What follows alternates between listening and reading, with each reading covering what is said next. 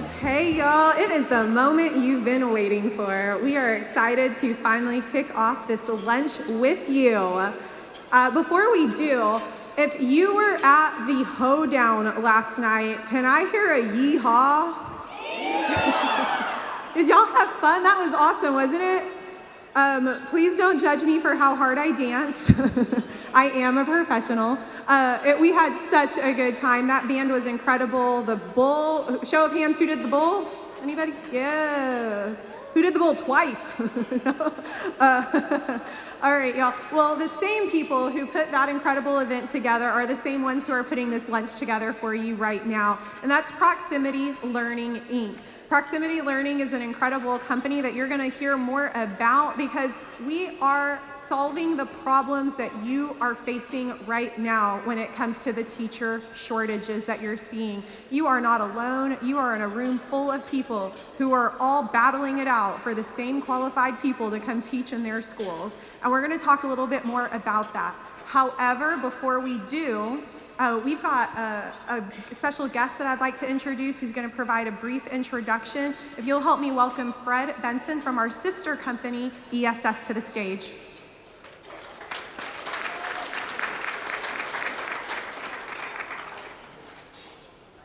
Good afternoon and thank you.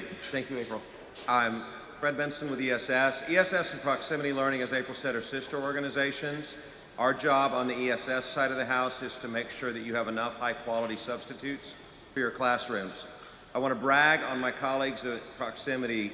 Our partnership together is about 3 years old, and I love this partnership because Proximity Learning is laser-focused on equity issues in our nation. And I love that. I love the mission, and I love the partnership. So you're in for a special treat. Thanks for joining us.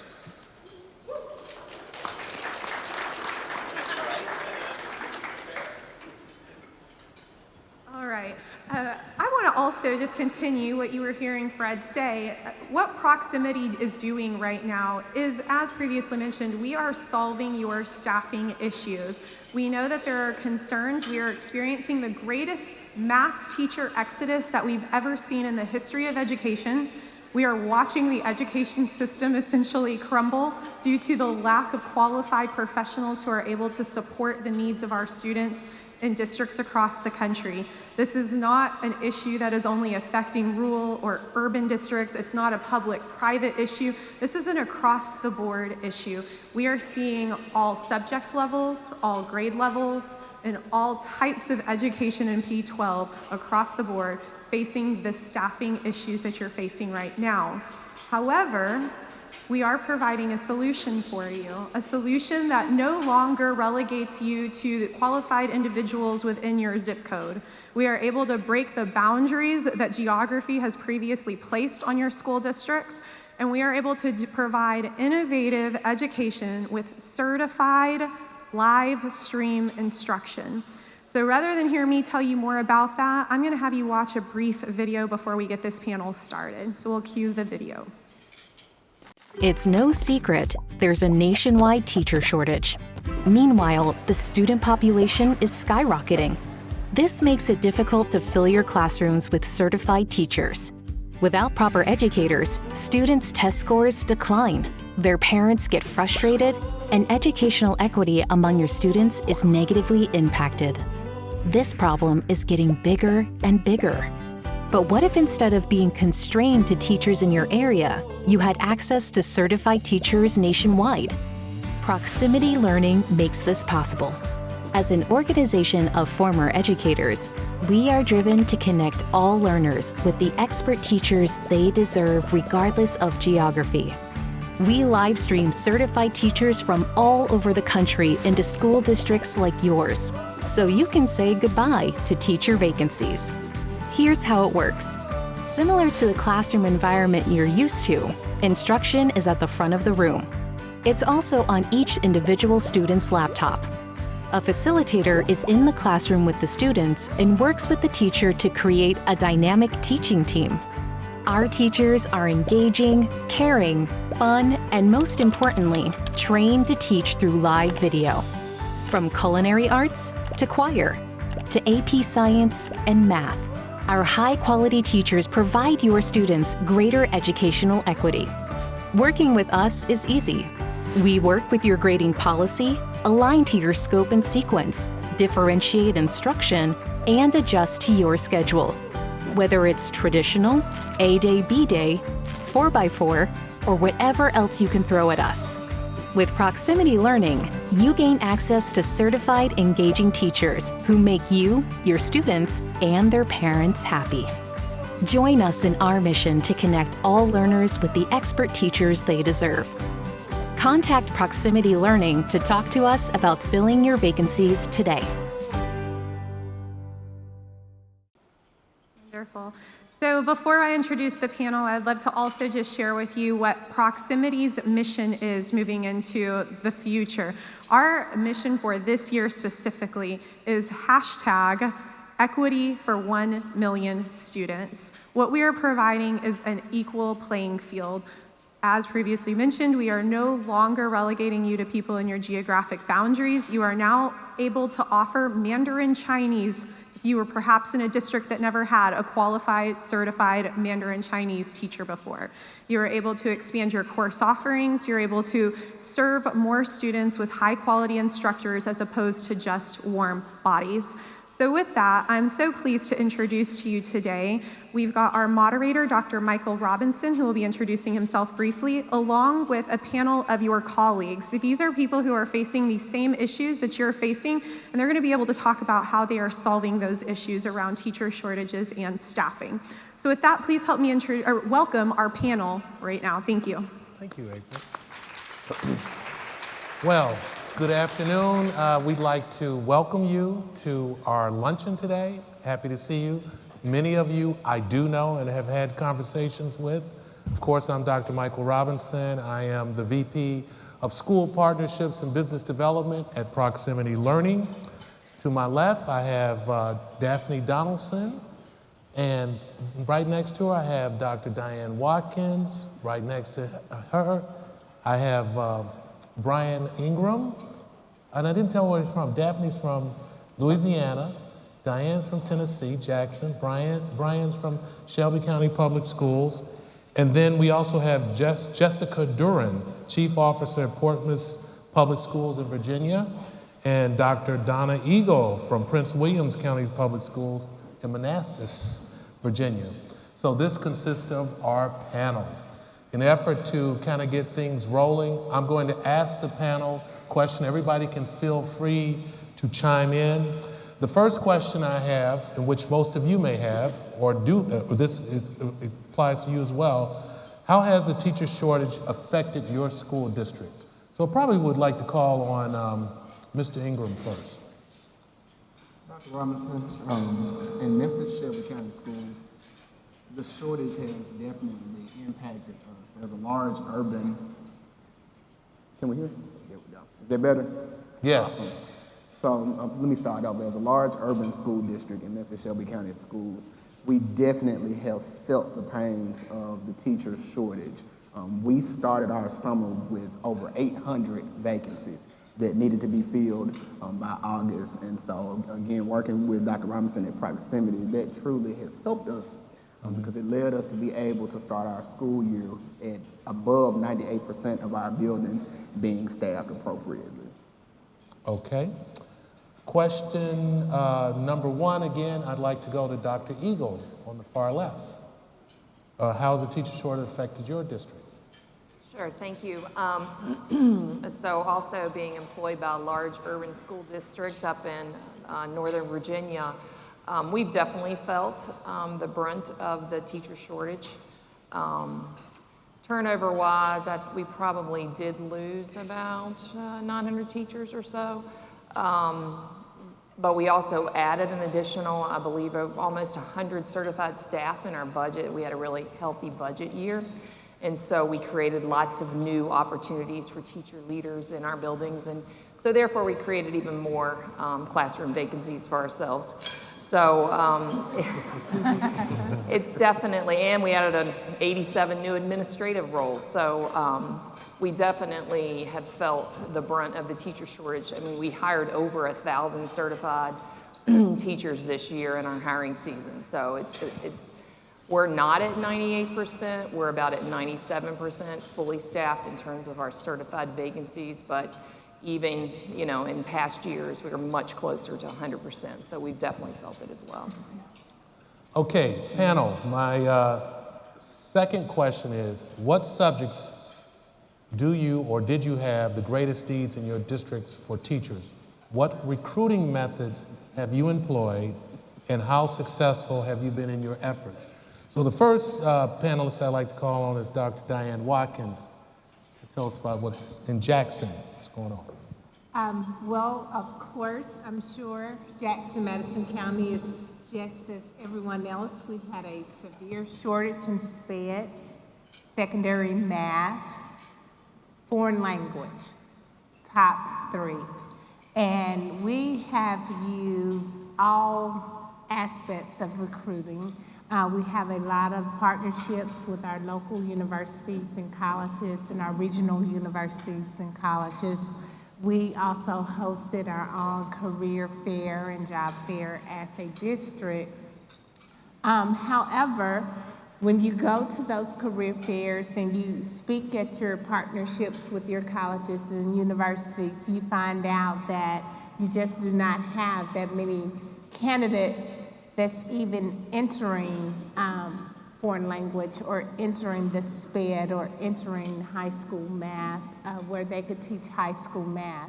So proximity really has been a saving grace in those areas, especially with our special education population and how we are utilizing proximity to work with our SPED students. And a lot of people, I was just talking to Mr. Ingram, and he said, well, we haven't thought about it in the special ed arena, but it has really been a lifesaver to offer those services to our SPED population. So. Just picking back off of that, I believe, Dr. Eagle, in your district, you use us for special education? Yeah, we primarily use proximity actually to staff our virtual academy. You know, post-pandemic, we did maintain a virtual academy for K-8. A lot of school divisions in Virginia have used primarily Virtual Virginia as part of their strategy for offering virtual education for students, but we found with our K-8 students that we wanted them to access our curriculum, PWCS, and Proximity has 100% staffed that virtual academy for us for the past 2 years with really great success, because I didn't want to have to add those certified teaching vacancies as additional vacancies that we were going to have to fill. So they've been very successful in that they've staffed it at 100%, but we've also used them, yes, for special education services of students in those academies. You know, many of those students do have IEPs and need to be serviced, and Proximity has provided, you know, all the educational services for students in the academy. Okay, this next question, and this is for Ms. Duran. Did you use a hybrid teaching model during the height of COVID? And did that model work for you and your district? Good afternoon. We did use a hybrid teaching model during COVID. It worked for many of our students, but we did also have some that were not successful during COVID and using the virtual model. But for those students who were, we found that mostly they were at the secondary level for us, looking at the data. And so that is the area where we have chosen to use proximity as well at the secondary level for our school division. I'm going to pose that same question to Ms. Donaldson.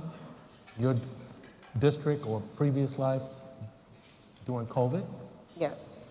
So for us, we did do the hybrid method. Actually, when the shutdown occurred, March 13th, 2020, as everyone probably remembers that day,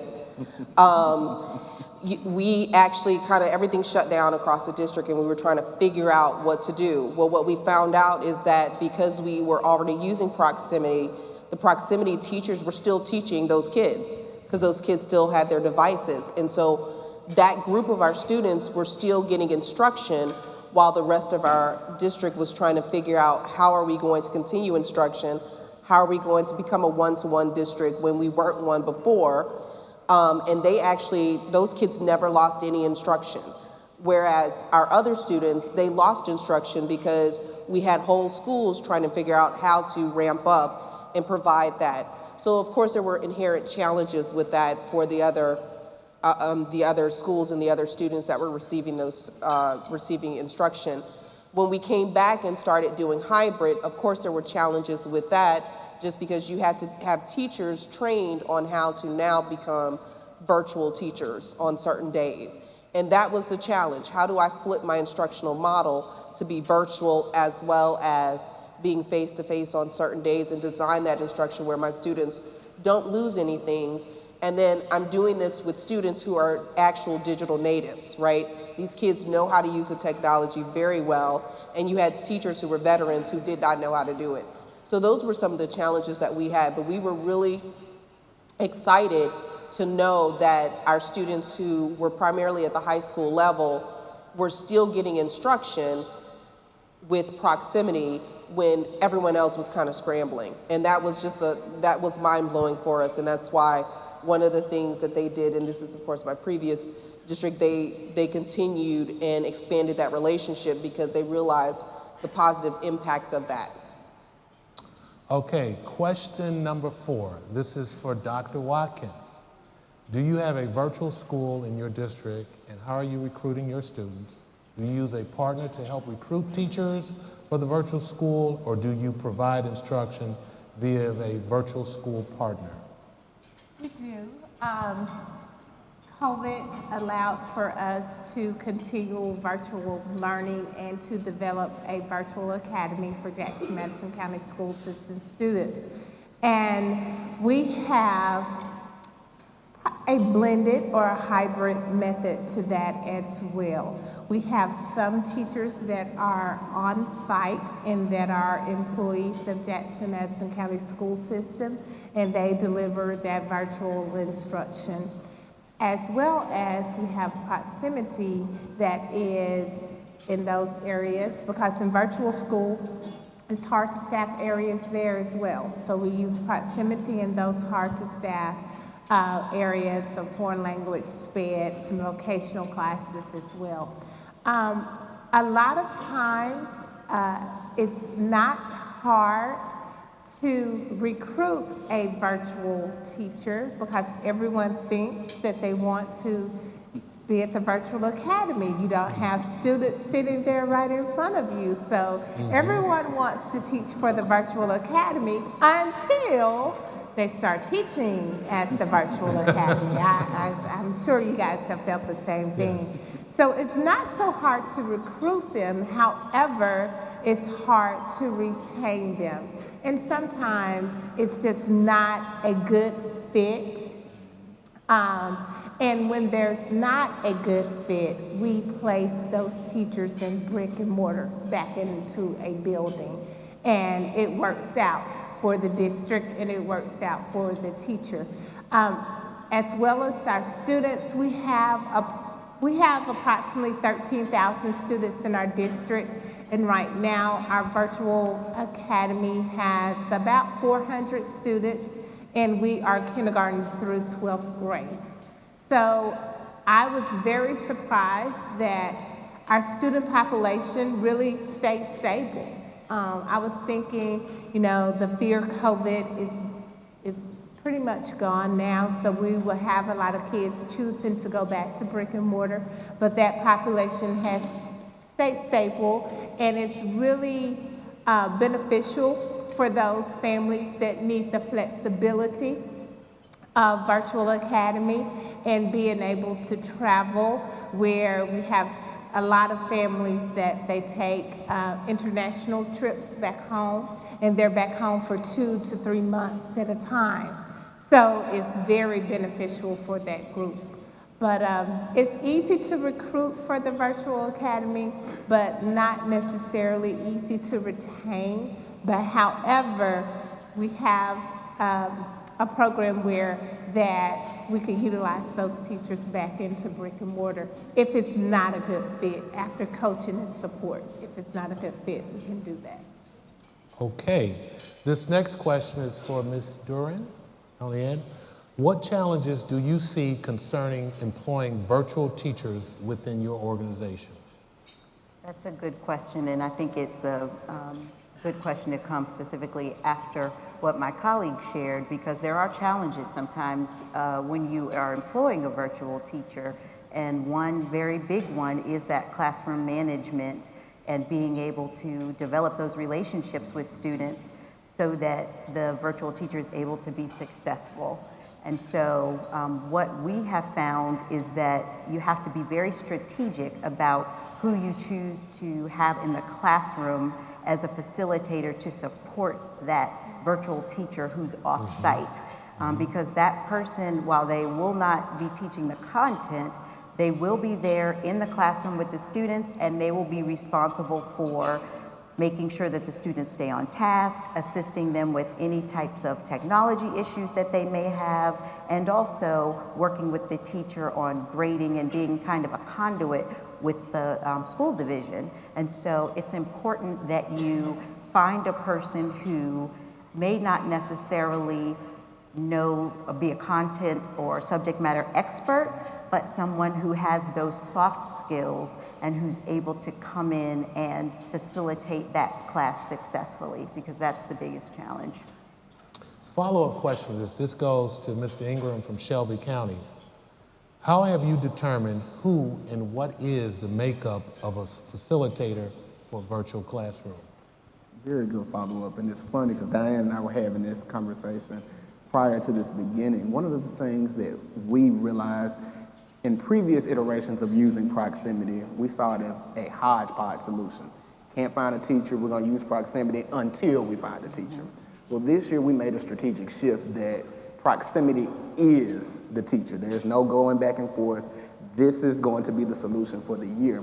With that being said, as I'm sure many of you have experienced, we've run into a lot of our teachers that have exhausted their emergency credentials. And so for us, we went at going at that particular population. They've had at least 3 years of experience in the classroom. They understand management, district expectations, district platforms. We actively recruited those individuals and brought them in for what we call an educational support professional. And that is the facilitator in the classroom. And so to my colleague's point, they may not necessarily have the content knowledge, but they understand classroom management, classroom culture, and just the expectations of the ins and outs. And so I do think it's very beneficial to have someone that has experience working with students and understanding district expectations. And so that could be a paraprofessional, that could be a substitute, but just individuals who really understand the in and outs of your organization. I think that will really help accelerate results that you see with proximity learning. Okay, go ahead. One additional thing that I would like to add to that, making sure that you find a person that is very big on relationships, especially with that parental, bridging the parental involvement into your classes. Relationships is most definitely one of the most important things, because they're able to tell what little Johnny or Jim may be doing in the classroom and able to explain that to the parent, whereas the student is just saying, I don't know, Mom, she just comes on the screen, I don't know anything, I don't know anything. So that facilitator who kind of bridges the gap and make sure that the parents feel comfortable with the virtual learning as well. We were using proximity well before COVID. So that was one of the big challenges, is that parents were not familiar with virtual learning and they didn't feel comfortable with it. But the right facilitator makes all the difference in the world. Okay, the next question goes to Ms. Donaldson. Do you see a virtual option as a viable solution for the ongoing teacher shortage, and why? This is the future. It really is. And when right now we're in this kind of trying to feed ourselves, survival mode. But if we start really thinking about the future, we could utilize this type of platform for our homebound students, because we do an unbelievable disservice to homebound children, because you know, they get to see a teacher 3 times out the week and they're in there for a minute or an hour. These kids don't get to interact with other children. But if we start thinking holistically, we could use virtual platforms like Proximity to provide education for those kids connected with other districts around us, because we don't have a lot of kids that are homebound, but connect with other districts. So now these kids get to interact with other children, they get to get instruction, they get to grow, get assessments, and they get to connect with the teacher, and you don't lose that learning opportunity for those kids. That's thinking proactively. Also, when we start thinking about staffing, right, we think of the normal staffing model, but what we really should start looking at is the number of students that want to take physics at high school A. We may only have 4 kids. And so if I only have 4 kids at high school A and I've got 6 kids at high school B, boom, I can put them together in a class. These kids are going to be able to take it, and I don't have to fight with trying to, and I can utilize that human capital that I have in the building to actually provide instruction for my physical science classes. So really redesigning how we do our actual staffing model is going to save us money, because at some point we all know that ESSER is going away. All right, you know, right now we're all like rolling like, you know, Scrooge McDuck in cash, but we know that that's going to go away. And so we are going to have to tighten our belt. But this is a way, if we start thinking holistically and thinking in the future, this is a way that we can use our human capital that we have in the district, shift it around so that we can provide virtual for certain students, and then again, thinking proactively, provide face-to-face instruction and use those people in our building. So this is the future, and we are going to have to embrace it, but I want us to start thinking more proactively. And again, you know, now I can start offering high school courses to my middle school kids, right, without having to try to fight with certification for middle school teachers to get high school certification. Now they can take proximity courses, and I just need a facilitator in the classroom, and I can have 20 kids in a room taking 17 different courses at the same time. Live instruction, they have their headphones on. This is us thinking proactively, using our resources better, because ESSER will go away. So. Thank you. This next question goes to Mr. Ingram, and the reason why I'm asking you this, because I know that Shelby County is very serious about curriculum and instruction, the decisions that they've made about the curriculum. So how do you interact with the virtual teaching staff regarding curriculum and instruction? That's a good one, Dr. Robinson. We have really worked hand in hand with Proximity this year, and I have to shout out my colleague who's not here with me today, Monica Jordan, who really leads that work for us in the district. But we've instituted I believe just last week, yes. We had our Proximity teachers as well as our educational support professionals for a 2-day in-service, and it was right before fall break.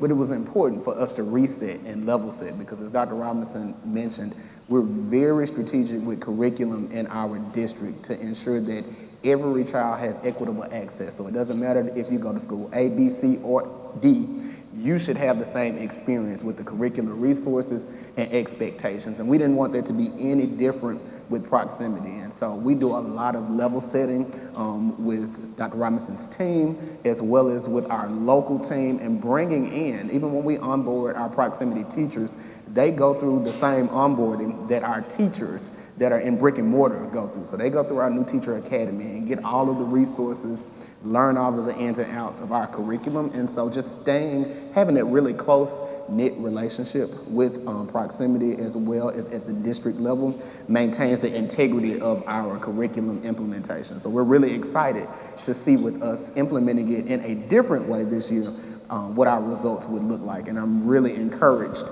certainly not satisfied, but encouraged with what we are seeing thus far. Okay, I want to add, sure, go ahead. Before we move on, I'll just add that something that was really helpful in that regard for PWCS is that we actually align the proximity teachers by grade level with a particular school for PLCs, or whatever you call them in your district, but for the learning communities. So they actually plan weekly with an actual brick and mortar team, grade level team. So that's something that was really helpful for both us and ensured that, again, that they were receiving the same resources and all students were, you know, equitably served throughout the division, including our virtual students. So. Okay, the last question goes to Ms. Duran. Okay, what recommendations do you suggest for districts with many teacher vacancies that persist during the school year? What is your recommendation? My recommendation is that you think outside the box and that you give virtual instruction a true look.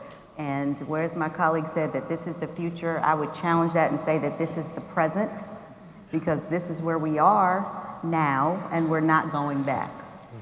Students are digital natives. The current generation is used to using technology in their everyday lives, and we have got to get on board in school divisions to be able to service them and provide instruction in a way in which it will be received successfully. And so I really encourage divisions and districts out there to look at the virtual option, because proximity is a platform that will allow a lot of flexibility with the school division. They will allow either your curriculum or you can use one of their curriculums. They will support you as well as the teachers that are servicing your students, which just allows more resources for the teachers that are working with your students.